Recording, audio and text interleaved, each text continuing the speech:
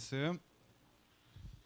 자, 시편 1편 1절에서부터 6절. 자, 시편 1편에서부터 1편 1절에서부터 6절까지. 자, 다 찾으셨나요? 자, 한 절씩 번갈아 가면서 우리 큰 목소리로 읽어보도록 하겠습니다. 제가 먼저 읽고 마지막 절은 우리 다 함께 읽어보도록 하죠. 자, 1절 시작합니다. 복 있는 사람은 악인들의 꾀를 따르지 아니하며 죄인들의 길에 서지 아니하며 오만한 자들의 자리에 앉지 아니하고 오직 여호와의 율법을 즐거워하여 그의 율법을 주야로 묵상하는도다. 그는 시냇가에 심은 나무가 철을 따라 열매를 맺으며 그 잎사귀가 마르지 아니함 같으니 그가 하는 모든 일이 다 형통하리로다.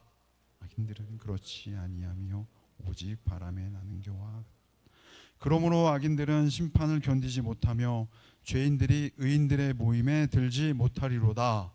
무릇 의인들의 길은 여호와께서 인정하시나 악인들의 길은 망하리로다. 아멘. 자, 우리 500번 목사님 나오셔서 행복하다는 것은 이라는 말씀으로 하나님 말씀 전해 주시겠습니다.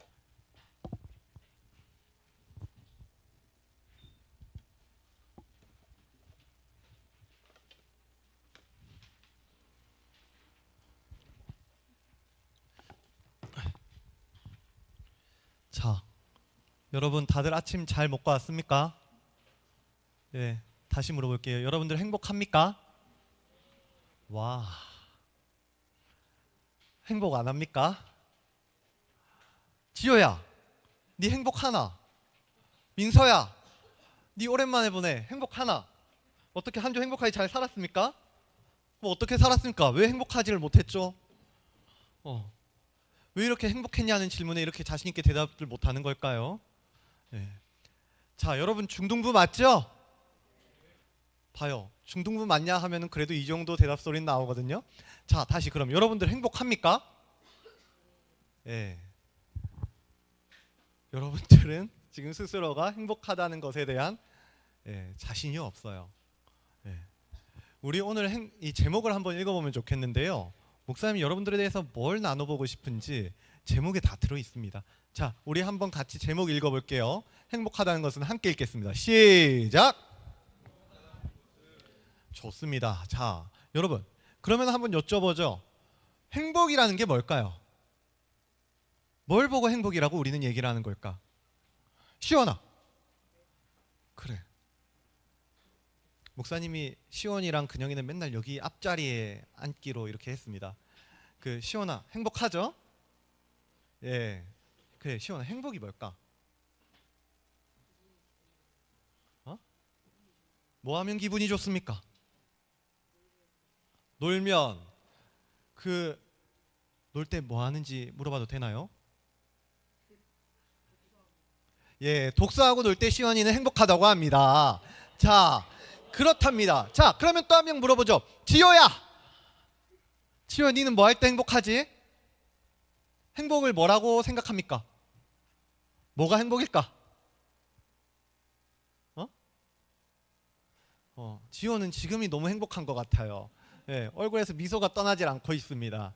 자, 그래요. 우리는 보통 이렇게 행복을 정의할 때 있잖아요. 목사님이 통계를 찾아봤어요.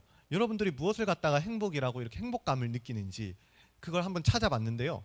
보통 여러분들 나이대에는 중학생들은 가족과 친구와의 관계를 중요하게 생각한답니다. 그래서 가정에 불화가 있으면 그걸 갖다가 불행이라고 생각하고요. 친구와의 관계를 그게 어려우면은 그것도 불행이라고 생각을 하는 거죠. 그리고 또 하나가 있습니다. 그 뭐냐? 계속해서 여러분들이 요즘에 목사님이 여러분들 시험 기간이 좀 있으면 올 거라는 그 말 듣게 되는 것 같은데, 아니 보니까 한 달 남았더라고. 그럼 진짜 시험 기간 맞습니까? 한 달 전부터?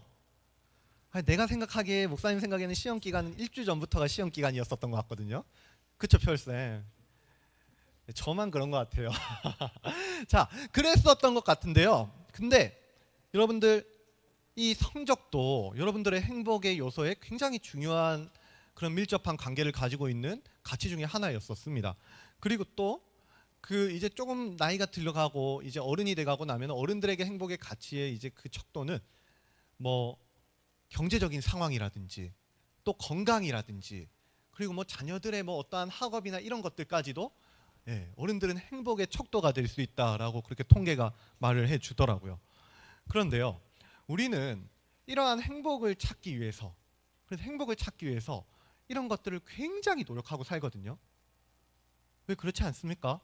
여러분들 공부하잖아요, 막. 그죠? 막 학원도 막 밤 10시에 끝나고, 예? 그리고 막 코피 흘려가면서 막 시험 기간 막 에너지 드링크 몇 개씩 막 에너지 드링크 막 8개씩 마셔가면서 막 공부도 하고, 예. 제정신이 아닌 것 같거든요. 그 어떻게 에너지 드링크 8개를 마시고 어떻게 살아있지? 예. 근데 그렇게까지 열심히 막 애를 써가면서 발버둥 쳐가면서 그렇게 공부를 하고 뭘 위해서인지 모르겠지만 막 노력을 한단 말이에요.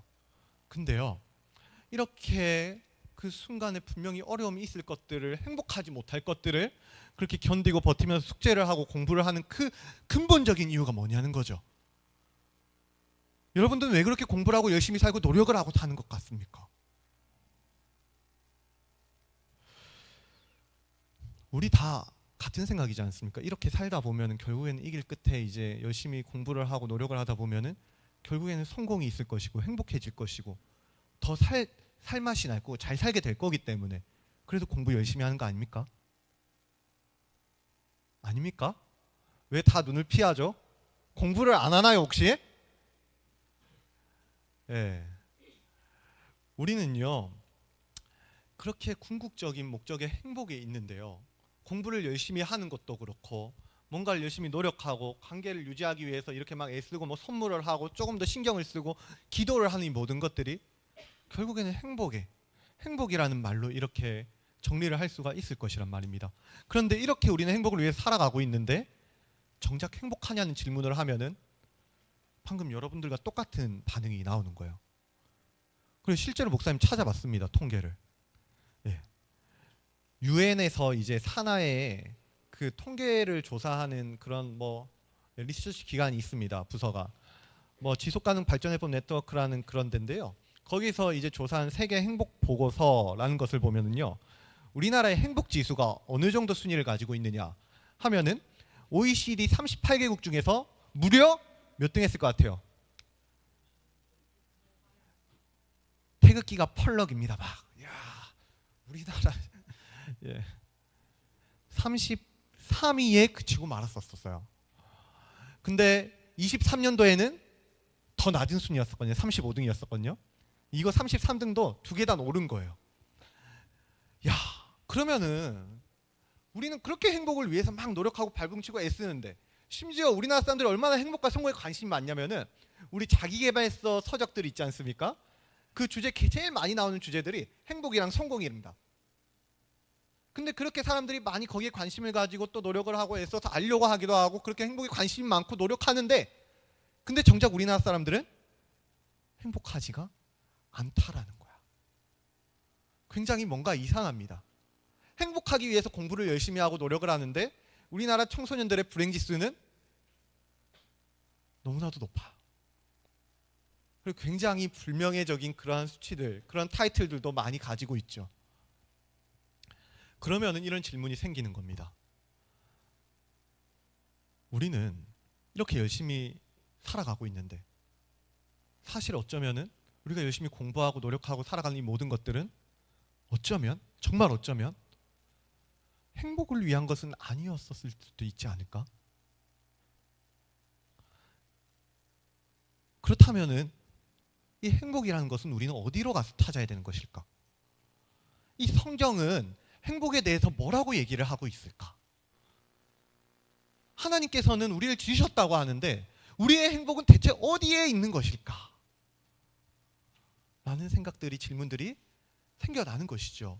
그래서요, 오늘은요, 우리가 과연 성경은 이 질문에 대해서 어떻게 대답을 하고 있는지, 크리스천과 행복은 어떤 연관이 있는지 한번 같이 나눠보면 좋겠다라는 것입니다.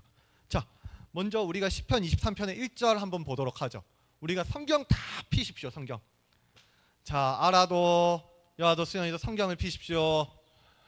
자, 성경을 보면은요, 1절에 보니까 이렇게 돼 있습니다. 복 있는 사람이 등장을 해요. 그리고 또 2절을 보니까 1절에 이제 두 번째 줄을 보니까 악인들이 등장을 합니다. 여기 악인들과 죄인들과 오만한 자들은 다 똑같은 악인들입니다.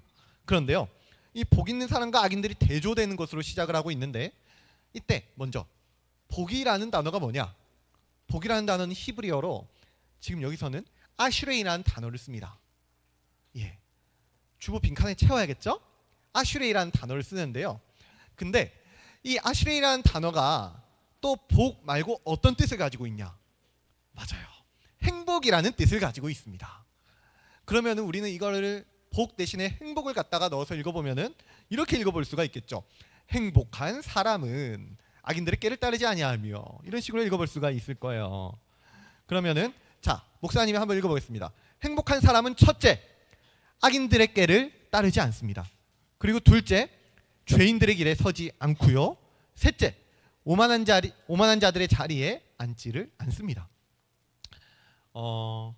우리가요, 이번 시간에는 이 시편의 장르가 시인 것처럼 오늘은 좀 그림을 한번 그려보면서 말씀을 들어보면 좋을 것 같습니다. 자, 여러분들 주보 3번 질문 한번 볼래요? 3번 나눔 질문 3번에 보면은 뭐라고 돼 있습니까? 네, 질문이 뭐라고 돼 있어요? 그냥 뭐라 돼 있습니까? 3번에 시편을 그림으로 그려보자 돼 있죠? 네. 여러분들이 계속해서 이제 시편이 이미지 전달을 해 줄 거예요. 그러면 여러분들은 그 이미지를 여러분들이 이제 그려가는 그 머릿속으로 그려지는 그 그림을 주보에다가도 그려보면 되겠습니다. 알겠죠, 지민아? 자, 그렇게 한번 해봅시다. 자, 첫 번째입니다. 우리가 이 시간에는 이제 계속해서 이제 그림을 그릴 건데, 첫 번째로 자, 1절에서도 몇 가지 그림이 눈에 띕니다. 복 있는 사람을 보니까요, 복 있는 사람은 단수로 기록이 되어 있어요. 그렇죠? 네. 근데 악인들과 죄인들과 오만한 자들은 복수로 기록이 되어 있습니다. 그렇게 대조되고 있는데, 자, 첫 번째로 우리가 그릴 수 있는 그림은 한 명의 의인, 그러니까 행복한 사람이요, 한 명의 행복한 사람이 수많은 악인들로부터 둘러싸여져 있는 그림을 그려볼 수가 있습니다. 요즘 같은 세상에서요, 의인들이, 하나님을 믿는 사람들이 살아가는 것들은 굉장히 어려운 일인 것 같습니다. 그래서 이 의인이 수많은 죄인들, 악인들에게 이제 둘러싸여서 살아가는 되면요, 그들의 시선을 받게 되면 굉장히 따갑기도 하고요. 그리고 또 냉소적인, 그리고 또 비난 섞인 그런 말들을 듣게 되면은 막 가슴이 답답할 때도 있는 것 같습니다. 그러다가 어떤 때는 또 하나님 말씀대로 살아야지 막 이렇게 하다가, 그러다가도 마음이 꺾여 버릴 때가 있죠. 그래서 내가 걷는 이 길이, 내가 가는 이 길이 과연 맞는 길인가? 저기 악인들은 저렇게 형통하고 저렇게 잘 살고 저렇게 잘 되는 것 같은데, 나는 하나님 말씀을 붙잡고 이렇게 하나님의 길로 걸어가고 있는데 이렇게 비난 섞인 말이나 듣고 조롱이나 듣고 그런 시선들을 보게 되면은 마음이 꺾일 때가 있다라는 거예요. 그러면 우리는 본질적인 회의가 또 일어날 수도 있겠죠. 정말 내가 걸어가고 있는 이 길이 맞는 것인가? 네, 다 잘 알지 않습니까? 학교 가면은 어때요? 학교 가면은 힘 있는 친구가 있고 힘 없는 친구가 있지 않습니까? 근데 힘 있는 친구들은, 걔네들은 소수로 다니질 않습니다. 다 같이 뭉쳐서 다니잖아요. 걔네들은 언제나 무리를 짓고 함께 다니거든요. 그런데 괴롭힘을 받는 아이들은 어때요? 힘이 없는 아이들은? 무리로 되어 있습니까? 아니죠. 걔네들은요, 언제나 혼자입니다. 소수예요. 왜냐하면은 무리를 지으려고 하잖아요. 그러면 속된 말로 여러분들의 편을 좀 빌릴게요. 그러면은 힘 있는 애들이 와가지고 나대지 말라고, 그렇게 압력을 가하는 거죠. 그러니까 세상에 속해서 착하고 바르게 의롭게 살아간다고 하는 것은 사실 너무나도 어렵고 외로운 길이라고 하는 겁니다. 이 목사님 생각이 아니고요, 목사님 여러분들을 통해서 들은 얘기들입니다. 학교에 가서 어떤 친구가 어렵게 지내고 그렇게 힘 있는 친구들에게 압박을 받고 압력을 받고 그렇게 살았던 얘기들을 목사님이 다 들은 얘기들이에요. 그만큼 하나님 말씀대로 의를 지키려고 그렇게 살아간다는 것은요, 외로울 수밖에 없는 길이라고 하는 것입니다. 그런데요, 하나님의 백성은 제 아무리 이렇게 많은 악인들에게 둘러싸여 있다고 하고 외롭고 힘들다고 할지라도 무너지지 않는다는 거예요. 왜 그럴 수 있냐? 이게 중요합니다. 왜 이 행복한 사람은 악인들에게 그렇게 악인들의 길을 따르지 않고 악인들의 자리에 앉지도 않고 그렇게 하면서 그렇게 그들에게 둘러싸여서 어렵고 핍박을 받고 외로울지언정 왜 무너지지 않을 수 있냐? 2절 보십시오. 자, 2절. 우리요 시편 1편 2절 우리가 한번 같이 읽어보면 좋겠는데요. 하나님의 백성은 악인들의 공격을 이겨내기 위해서 소극적으로 무엇인가를 하지 않는 것뿐만이 아니라 적극적으로 무엇인가를 한답니다. 자, 그 적극적으로 무엇인가를 하는 그 무기가 무엇인가? 자, 우리가 시편 1편 2절 한 목소리로 함께 한번 읽어보도록 하겠습니다. 자, 함께 있습니다. 시작.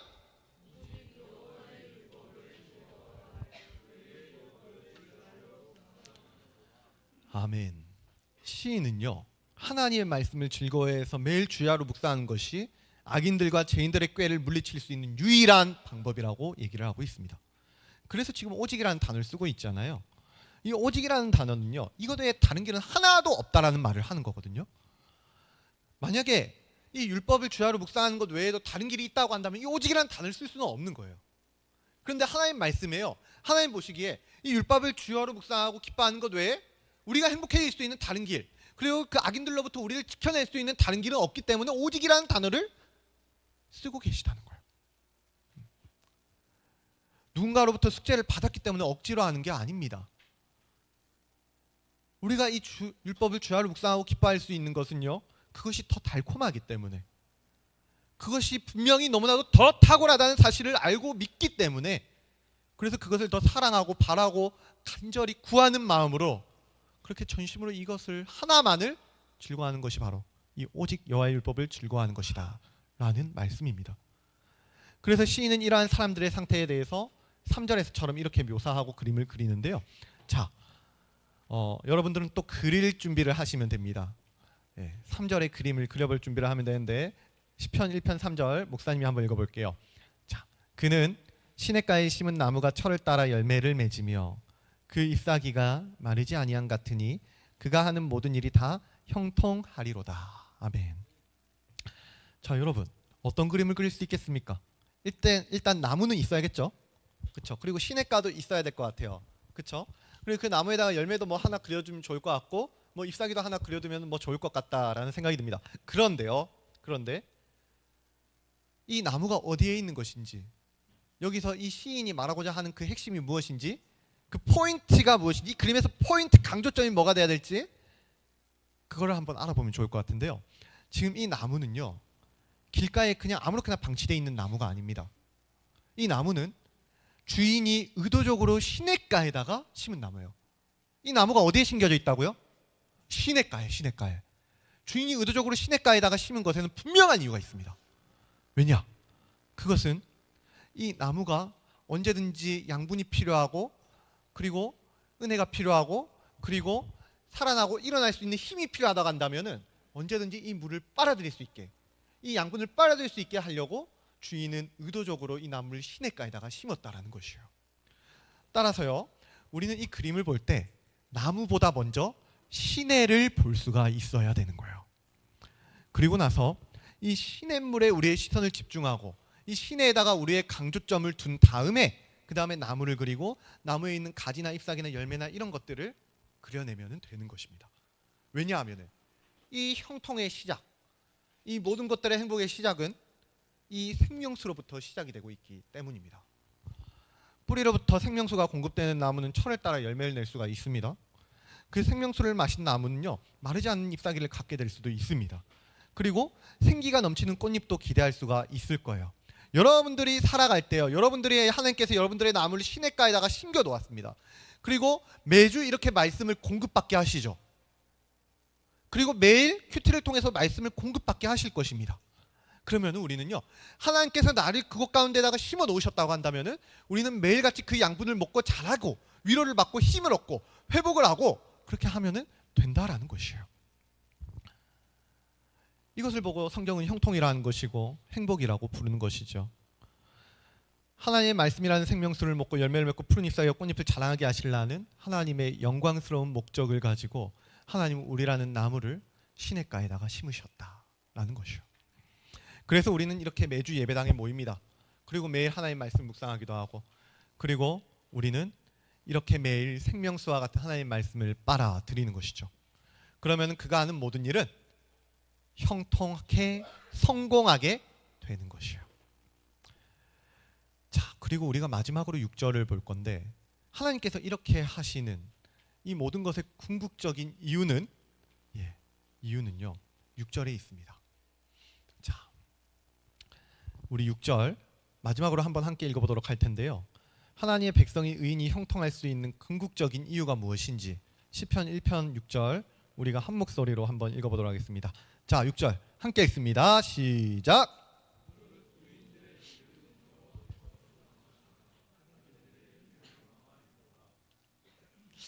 자, 의인들의 길은 보십시오.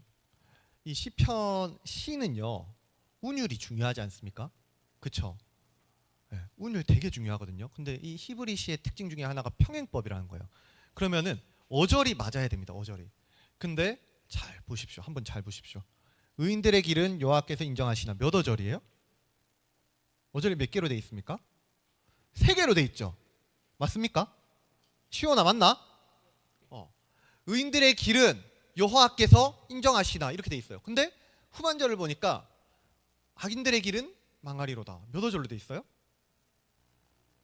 2어절로 돼 있죠. 2어절로. 그러면 이게 평행법이 맞는 거예요? 안 맞는 거예요?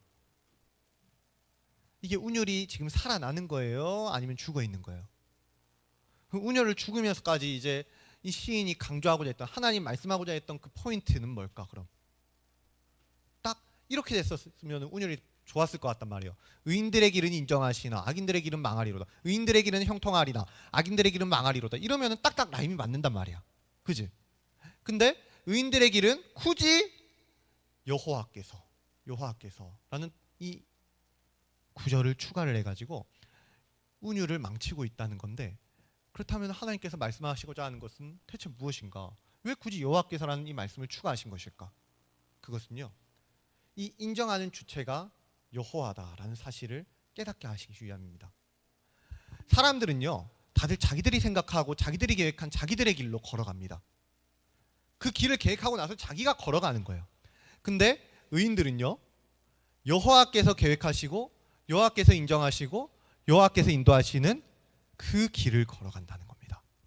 그리고 그 길 가운데 형통이 있고요 성공이 있고 행복이 있다는 거예요. 여호와 하나님께서 우리를 냇가에다가 심으신 거예요. 그 길로 인도를 하신 것이죠. 그리고 여호와 하나님께서 우리를 계속해서 붙들고 양분을 빨아먹을 수 있도록 그렇게 인도해 가시는 겁니다. 여호와 하나님께서 계속해서 의인들의 길로 인도해 가시는 거예요.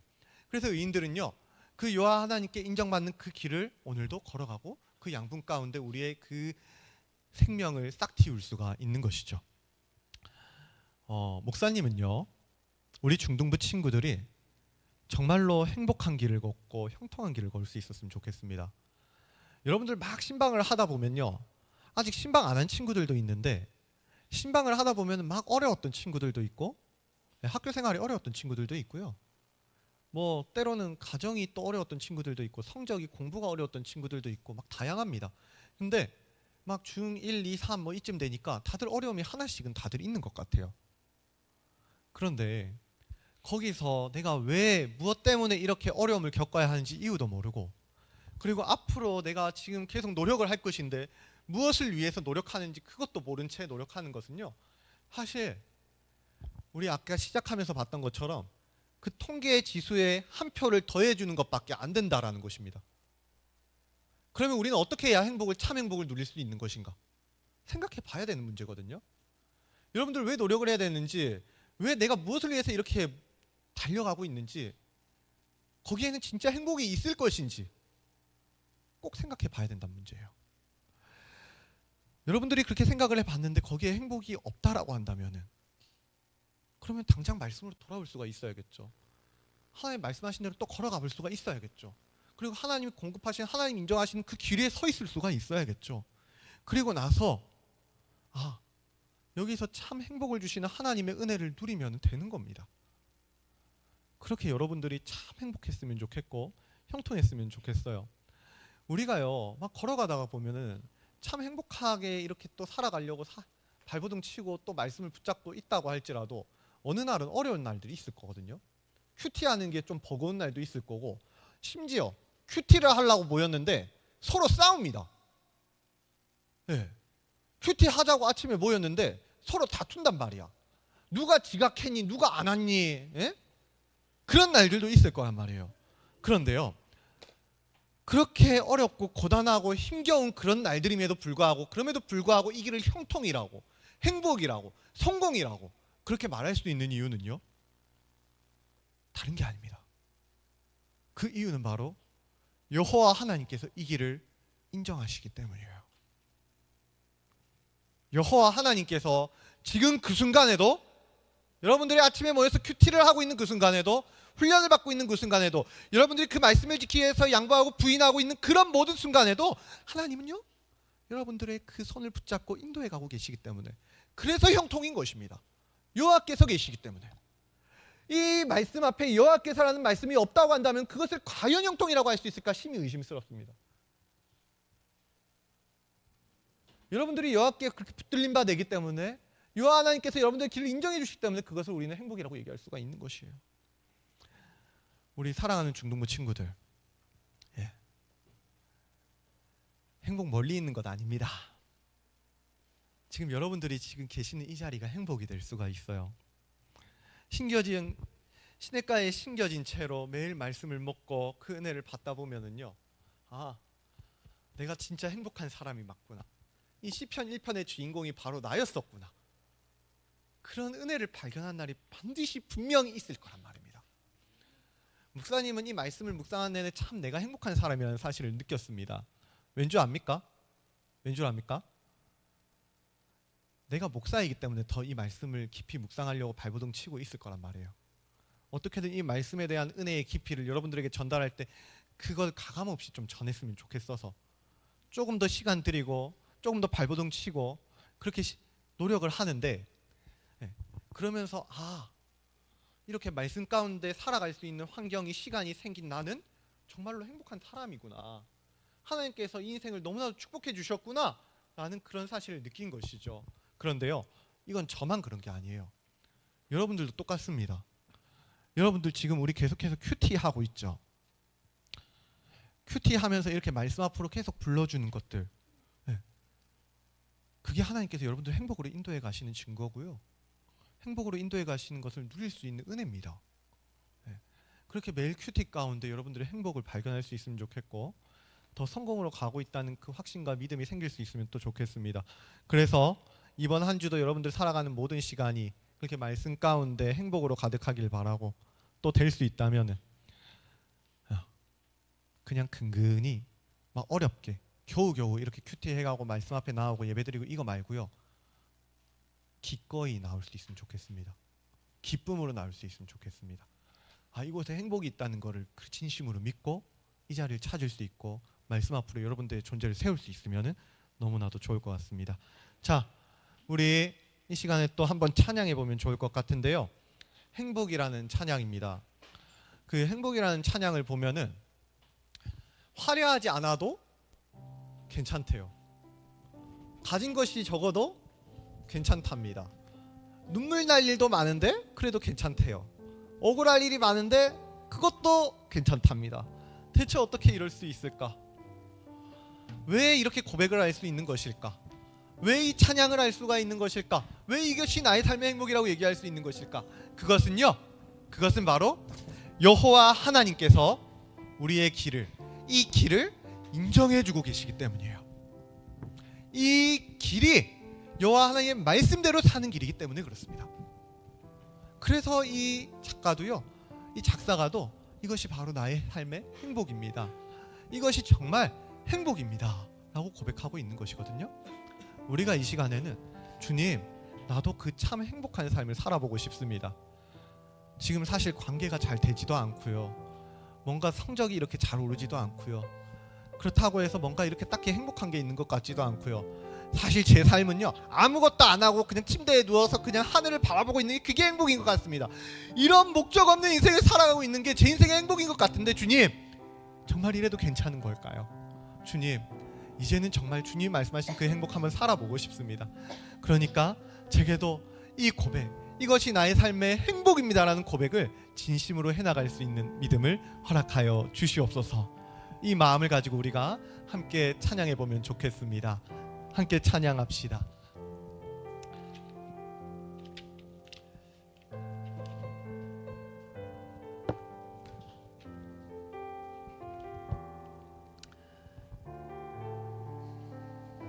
화려하지 않아도 정결하게 사는 삶. 화려하지 않아도 정결하게 사는 삶. 가진 것이 적어도 감사하며 사는 삶. 내게 주신 작은 힘 나눠주며 사는 삶. 이것이 나의 삶의 행복이라오. 눈물 날 일 많지만 기도할 수 억울한 일 많으나 주를 위해 참는 비록 짧은 작은 삶 주 뜻대로 사는 것.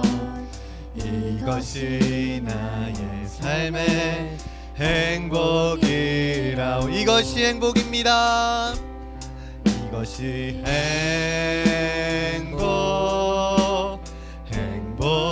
행복이라오. 세상은 줄 수 없는 하나님 선물. 이것이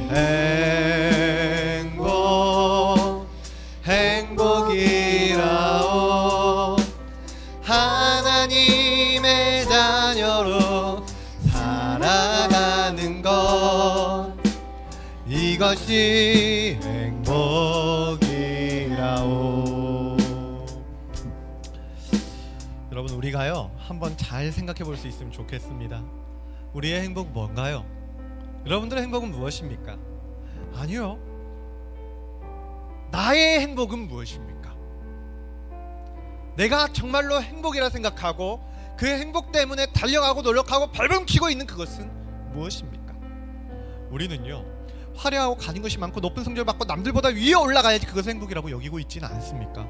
그래서 그 높은 성적을 위해서 덜 발버둥치고 그렇게 살아가고 있지는 않냐라는 질문을 드리는 겁니다. 그런데 이게 진짜 우리의 행복이 맞냐는 거예요. 오늘 시편은요 적어도 우리의 행복은 이런 것이 아니라고 얘기를 합니다. 오늘 시편은요 우리의 행복은 주님의 인정하시는 그 의인의 길에 있다고 합니다. 오늘 시편은요 우리의 행복은 악인들의 길 위에 있는 게 아니라고 얘기를 합니다. 세상의 지혜에 있는 것도 아니고 세상의 질서에 있는 것도 아니라고 얘기를 합니다. 그러면은 대체 우리의 행복은 어디에 있는 것인가? 우리 이렇게 한번 기도해 보죠. 주님, 제가 무엇을 위해 공부를 하고 무엇을 위해 살아가고 무엇을 위해 예배하고 봉사하고 무엇을 위해 이렇게 아둥바둥 살아가는지 그 삶의 목적을 알게 좀 해주십시오. 그래서 세상의 기준이 아니라 세상의 질서가 아니라 세상의 원리가 아니라 주님의 말씀 안에서 참된 행복을 발견하게 하여 주시옵소서. 그래서 시냇가에 심은 나무처럼 말씀을 묵상하고 형통한 삶을, 행복한 삶을 살아가게 하여 주시옵소서. 주님이 인정하시는 이 길을 담대히 믿음으로 걸어가게 하여 주시옵소서라고, 나를 붙들어 주시옵소서라고 이 시간 간절한 마음으로 함께 한 목소리로 기도하며 나아가도록 하겠습니다. 함께 기도하겠습니다. 살아계신 아버지 하나님 감사합니다. 주님, 이 시간도 주님이 주신 은혜 가운데 주님 우리의 이 삶의 목적, 행복의 그 이유를, 행복의 근거를 다시 한번 우리가 깨닫기를 원합니다. 주님, 이 길 가운데 주님의 행복을 발견하기를 원하오니 주님, 우리가 이렇게 흔들리고 저렇게 흔들리고 악인들에게 둘러싸여 있다고 할지라도 주님 이곳 가운데에서 주님이 말씀하시는 그 참된 행복을 누리게 하여 주시고, 주님 시냇가에 심겨진 나무와 같이 주님이 주시는 그 양분의 말씀의 양분을 오늘도 빨아들이고, 그래서 그렇게 자라나고 잎사귀에 그 생기가 높고 그렇게 열매를 맺고 또 오늘도 무럭무럭 자라날 수 있는, 참으로 형통할 수 있는 우리 수제분께 충분부들이 될 수 있도록 주님 은혜를 더하여 주시옵소서. 그래서 우리가 3대의 믿음으로 이 의인의 길을 걸어갈 수 있게 하여 주시고 여호와께 인정받고 여호와 하나님께 인도함을 받는 그러한 신실한 중동부 모든 친구들이 될 수 있도록 주님 우리의 영혼을 붙잡아 주시옵소서. 지극히 은혜로우시고 그 사랑이 풍성하사 오늘도 우리를 시냇가에 심겨진 나무로 불러주시는 하나님 감사합니다. 행복을 위해서 발버둥 치고 노력하고 애써보지만 행복하지 못한 이 시대 가운데 주님, 우리 중등부만큼은 주님 안에 구별되어 여호와께서 심으신 그 시냇가에 심겨져 있기를 원합니다. 그래서 시냇가에 심겨진 나무처럼 늘 말씀을 묵상하고 그 말씀 가운데 은혜로 살아가는 형통한 인생들이 되기를 원하오니 외롭고 힘들고 지치고 주저앉고 싶은 그 순간 가운데에도 주님이 인정하시는 주님의 길을 걸어갈 수 있도록 우리의 인생을 꼭 붙들어 주시옵소서.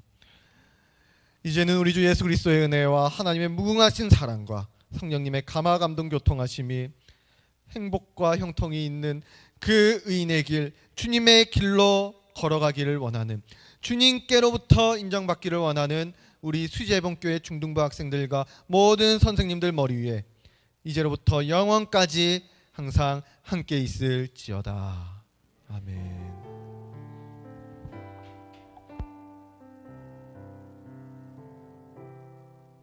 공과 진행하겠습니다.